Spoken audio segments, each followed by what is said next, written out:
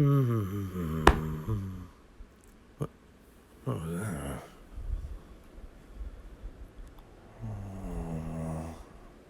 I don't want to go in there. Click.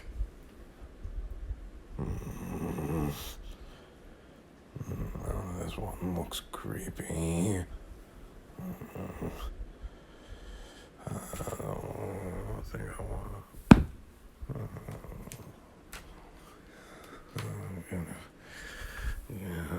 Here. Oh, no. Oh, God. Why does this keep happening to me? I gotta get out of this house. Welcome to Store Brand Comics. This is the Store Brand Cartoon Show. I'm Tio, and this is my mom. Hi, I'm Mom.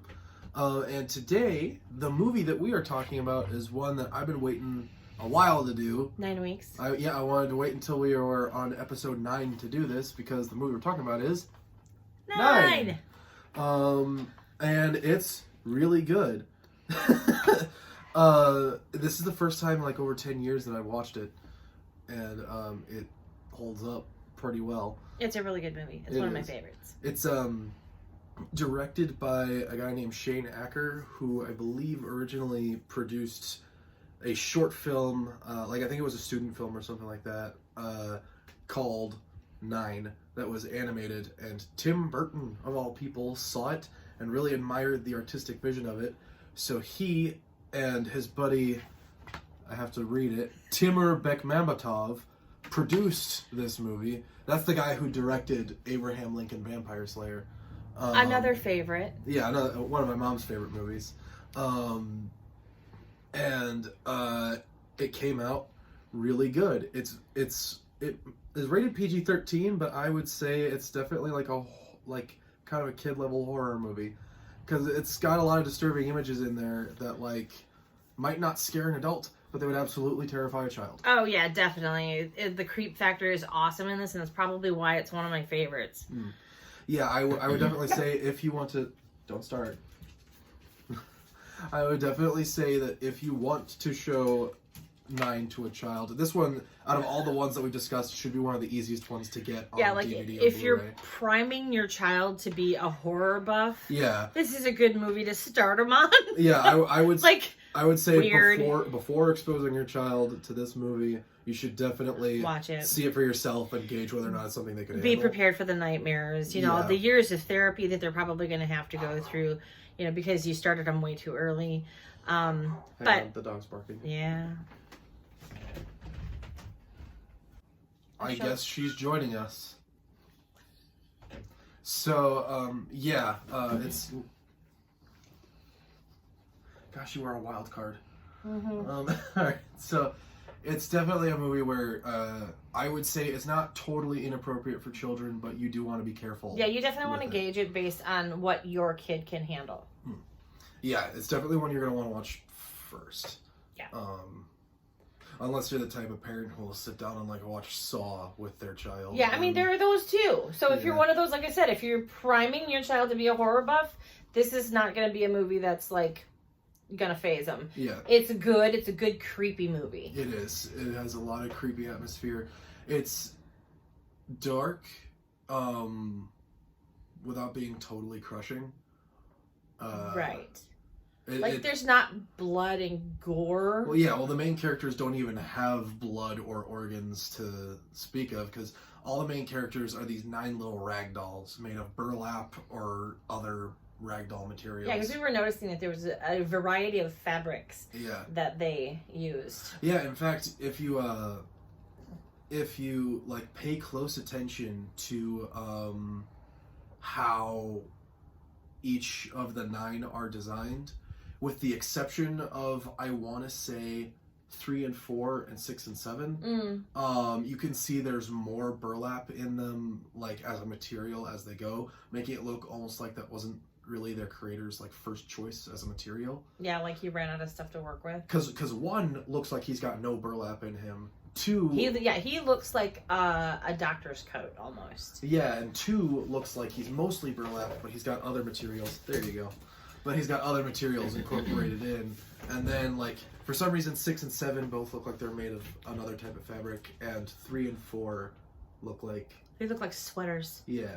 3 and 4 are identical, because they're, like, the twin characters. And they're so cute. Yeah. But yeah, I guess I should explain, all the main characters are just, their names are just the numbers that they are. Like, the order of their creation. And obviously there are only 9 of them. And the main character is the 9th one, voiced by Elijah Wood. He was the last one to, I guess, wake up, is what you would say. And by the time that he meets up with the other 8, it seems like it's been years since they've all come together. And have since split up. Like, they're kind of split into a couple different groups. Yeah.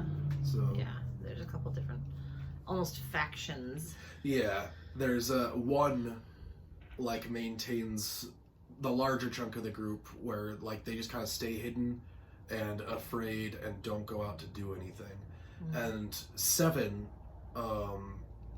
kind of went out on her own, and 3 and 4, I guess, might have followed her, or they disappeared by themselves. But 7, 3, and 4 all kind of went out on their own. And then 9 shows up out of nowhere, and the first one he meets is 2. And that's kind of like where the movie starts. Yeah. But yeah, they've got like these giant sort of bestial machines hunting them down and attacking them. And being ragdolls, they're like smaller than everything. So like even to climb stairs, because humans used to live in this world. This was a world that was once inhabited by humans, but now they're all gone. The movie makes it abundantly clear because there are a couple shots of like corpses and skeletons and things like that. Yeah, like people have been eradicated. Yeah, the people are gone. Well, and the machine was created as a vehicle of good. Yeah. But like one of the observations that we made was that you could see that it was very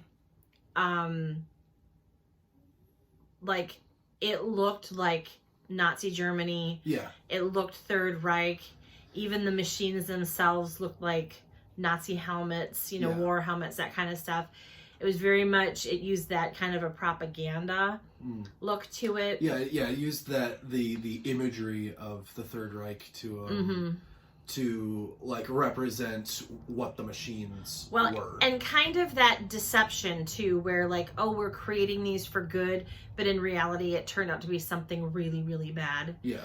And totally annihilated the world. So, I mean, who knows what kind of message this was meant to send.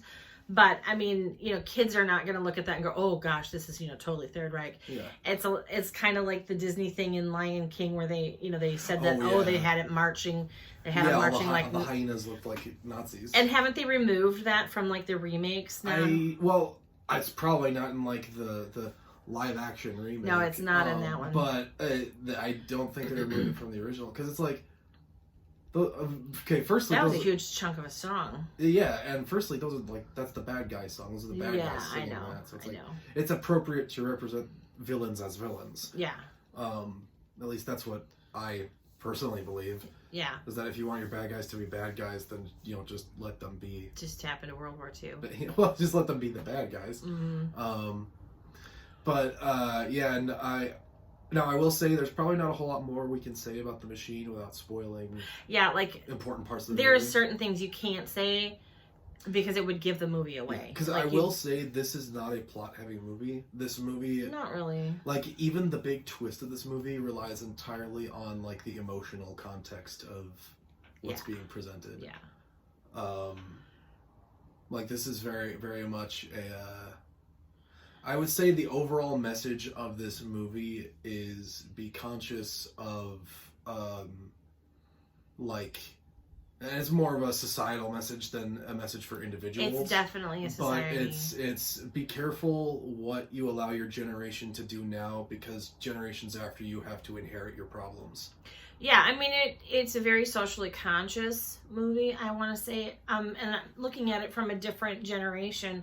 Too, I look at it and I go, it gives a very much a feeling of what it takes to work together, what it takes to create what this world is truly made of is us inside, you know, like our soul, and that's very much an overriding storyline. However, it's not really presented as such, so you don't really know what you're watching until like it gets to the end and you go, oh, now all of this makes sense. Yeah. So I mean, it has a good story. It has a very good working together, you know, whether or not you're going to allow fear to hold you back and keep you in place and never let you get past, or whether you're going to overcome that fear and just charge after whatever it is, because not always doing what's right is easy, but sometimes you just have to push through and do the right thing regardless of whether it's hard or not. Yeah, that's definitely yeah, like I said, this movie, it doesn't really have much in the way of a plot, because most of what actually happens is there are only 9 characters in it. There's no functioning world around them to really drive things from the outside. So no, and you definitely have to watch it. Like, there's little things in every single scene. Yeah, and so it's definitely more of this is a survival story that relies on your investment in like the emotional core of it to drive itself forward, so that when you reach the climax of the film, like what happens there matters not because it's ending the story, but because this is like the culmination of this journey you've watched between the 9 heroes. And redemption. There's definitely a redemption story involved in this as well. But we don't want to get too deep into that. No, definitely not, because that'll give everything away. But yeah, there's definitely a redemption story. There's friendship. There's, you know, going on after the hard things have happened, and maybe you lose people you love or whatever.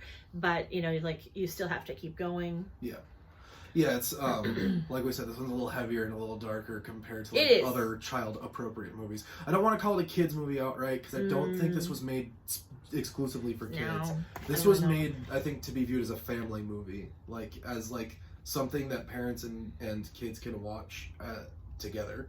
Yeah, that's my opinion of it. Yeah, I mean, I know as a parent who was very careful about what my kids watched, especially up until they were, I mean, even up into their double-digit ages. Yeah. We were very particular about what was allowed to be watched in our house and what was not.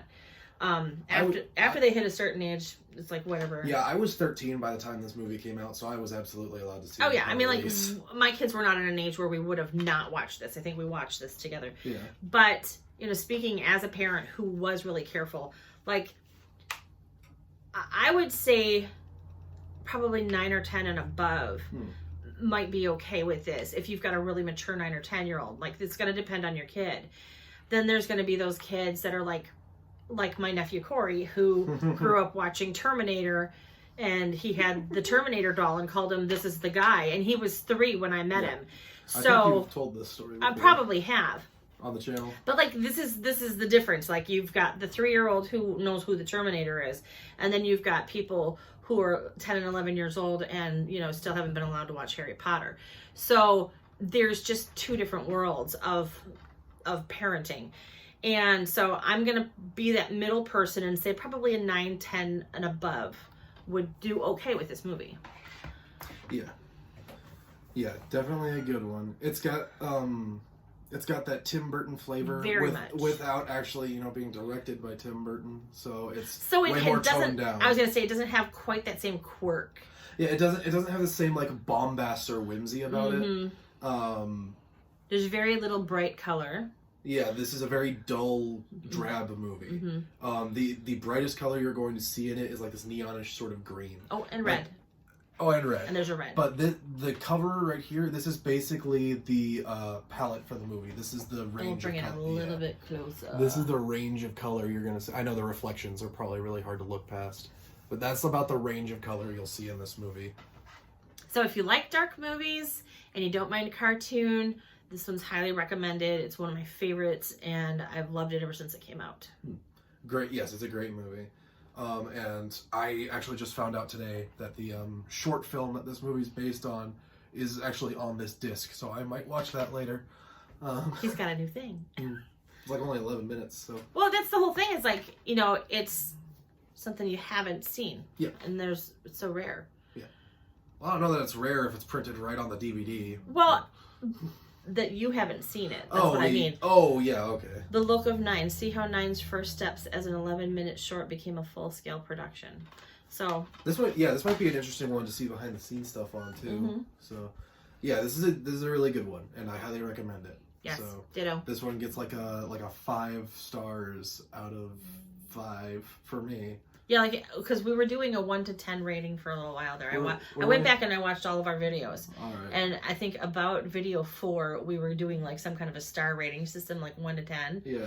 and we rated all of the stuff that we had seen up to that point. Maybe it was week 5 or 6. I don't know. But if we're doing a 1 to 10 rating, I'm gonna mark this one a 10. It's one of my absolute favorites. This one gets probably about this one gets a 9 out of 10 for me. 9 chili dogs out of 10.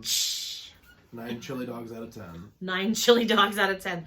That's a lot of heartburn. It is. All right. So, if you like this video and think that it directed you towards an interesting movie, which I believe it absolutely did, subscribe to the channel if you haven't already. That's in order. Next week, I forgot to do our little preview last week for this week, so this one was a surprise.